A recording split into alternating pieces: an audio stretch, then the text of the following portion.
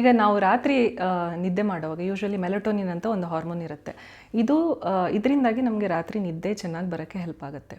ಅದೇ ನಾವು ರಾತ್ರಿ ಎಚ್ಚರ ಇದ್ದಾಗ ಏನಾಗುತ್ತೆ ಅಂದರೆ ಹೆಚ್ಚು ನಾವು ಈಗ ಏನಾದರೂ ಆಹಾರ ಪದಾರ್ಥ ಸೇವನೆ ಮಾಡ್ಬೋದು, ಬೇಡದೇ ಇರೋವಂಥದ್ದು ಕಾಫಿ ಟೀ ಜಾಸ್ತಿ ಕುಡಿಬೋದು, ಅಥವಾ ನಾವು ಸಿಗರೇಟು, ಮದ್ಯಪಾನ ಈ ಥರ ಏನಾದರೂ ಮಾಡಿದ್ರೆ ಅದು ನಮ್ಮ ಕ್ವಾಲಿಟಿ ಆಫ್ ಸ್ಲೀಪ್ ಬೆಳಿಗ್ಗೆ ಹೊತ್ತು ನಾವು ಏನು ನಿದ್ದೆ ಮಾಡ್ತೀವಿ ಅದ್ರ ಮೇಲೆ ಪರಿಣಾಮ ಬೀಳುತ್ತೆ.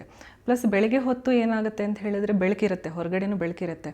ನಮ್ಮದು ಹಾರ್ಮೋನಲ್ಲಿ ವೇರಿಯೇಷನ್ ಆಗಿರೋದ್ರಿಂದ ಬೆಳಗಿನ ಹೊತ್ತು ನಾವು ಹೊರಗಡೆ ನಾಯ್ಸ್ ಇರುತ್ತೆ, ಸೌಂಡ್ ಇರುತ್ತೆ. ಪ್ಲಸ್ ನಮಗೆ ನಾವು 7-8 ಗಂಟೆ ನಿದ್ದೆ ಮಾಡಿದ್ರೂ ನಮಗೆ ಸ್ಲೀಪ್ ಸೈಕಲಲ್ಲಿ ಏನಿರುತ್ತೆ, ಒಂದು REM ನಾನ್ REM ಸ್ಲೀಪ್ ಅಂತೆಲ್ಲ ಇರುತ್ತೆ. ಸೊ ಅದು ಕರೆಕ್ಟಾಗಿ ಬರಲ್ಲ. ಅದರಿಂದಾಗಿ ಏನಾಗುತ್ತೆ, ನಮ್ಮದು quality of sleep is affected. ಬೆಳಗ್ಗೆ ಹೊತ್ತಿನ ನಿದ್ದೆ ರಾತ್ರಿ ಹೊತ್ತಿನ ನಿದ್ದೆಗೆ ಸಮವಾಗಿ ಇರಲ್ಲ.